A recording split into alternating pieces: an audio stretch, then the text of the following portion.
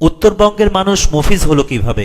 গাইবান্ধার একজন গরিব ড্রাইভার ছিলেন, যিনি তার সঞ্চিত পুঁজি এবং পৈতৃক বসতবাড়ি বিক্রি করে ঢাকা গাইবান্ধা ঢাকা রোডে চলাচলের জন্য একটি পুরাতন বাস ক্রয় করেন এবং নিজেই ওই গাড়ির চালক ছিলেন। তিনি গাইবান্ধার মানুষ তথা উত্তরবঙ্গের দিনমজুর ও শ্রমজীবী তথা সকল মানুষকে স্বল্প ভাড়ায় ঢাকা গাইবান্ধা ঢাকা যাতায়াতের ব্যবস্থা করে দেন।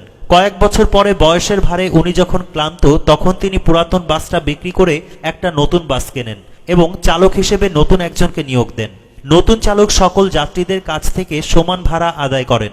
তখন রংপুর, দিনাজপুর ও গাইবান্ধা অঞ্চলের মানুষ বৃদ্ধ ড্রাইভারের কাছে অনুরোধ করেন ভাড়া কিছুটা কমিয়ে নেওয়ার জন্য। তখন এই বৃদ্ধ ড্রাইভার অর্থাৎ গাড়ির মালিক একটা টোকেনের ব্যবস্থা করেন, যাতে লেখা ছিল মফিজ, মানে যার কাছে মফিজ লেখা টোকেন থাকতো নতুন গাড়ির সুপারভাইজার তার ভাড়া কম নিত। তাই মাঝে মাঝে গাড়ির ছাদে কয়জন মফিজ লেখা টোকেনধারী আছে তা জানার জন্য গাড়ির ভেতর থেকে সুপারভাইজার জোরে জোরে ডাক দিয়ে সংক্ষেপে জিজ্ঞেস করতেন, এই ছাদের উপর মফিজ কয়জন আছে। আর এই কথা শুনে আমাদের মতো সভ্য মানুষরা এটাকে ঠাট্টা মশকরা এবং নিচু তলার মানুষ হিসেবে উত্তরবঙ্গের মানুষকে গণনা করি। ভাবা যায় মফিজ ভাই কত সহজ সরল, উদার মানব, দরিদ্র, সর্বোপরি পরোপকারী ছিলেন, কত নির্মল মনের মানুষ ছিলেন। এখন কি খুঁজে পাওয়া যায় এমন মানব দরদী কোনো মফিজ? আজকাল সত্যিকারের মফিজের বড় অভাব। সম্পত্তির প্রভাব, প্রতিপত্তির অসহনীয় প্রতিযোগিতার এই দিনে সত্যি মফিজের বড্ড অভাব। অস্থির এই সমাজ ব্যবস্থার বিপরীতে তাই কিছু মফিজ চাই, ঘরে ঘরে মফিজ চাই। নিজে মফিজ হন, অন্যকে মফিজ হতে উৎসাহিত করুন। আর উত্তরবঙ্গের মানুষকে মফিজ বললে গর্ববোধ করুন। হীনমন্যতায় না ভুগে মফিজদের গল্পটা বা এই মেসেজটা তাদের জানিয়ে দিন। এই লেখাটা নিজের ফেসবুক ওয়ালে শেয়ার করে রাখুন। অন্তত 10-20 জন মানুষ জানুক মফিজ কে বা কারা।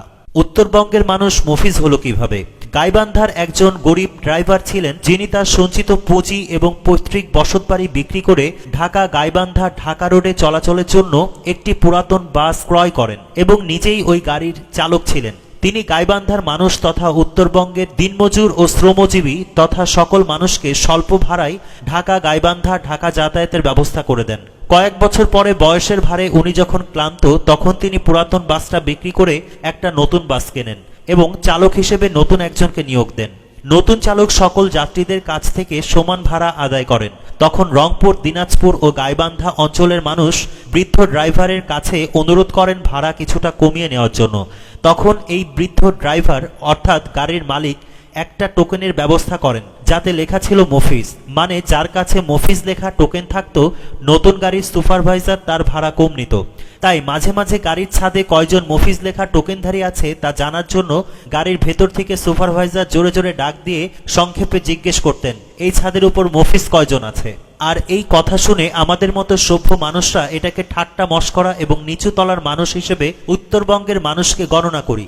ভাবা যায় মফিজ ভাই কত সহজ সরল, উদার মানব, দরিদ্র, সর্বোপরি পরোপকারী ছিলেন, কত নির্মল মনের মানুষ ছিলেন। এখন কি খুঁজে পাওয়া যায় এমন মানব দরদী কোনো মফিজ? আজকাল সত্যিকারের মফিজের বড় অভাব।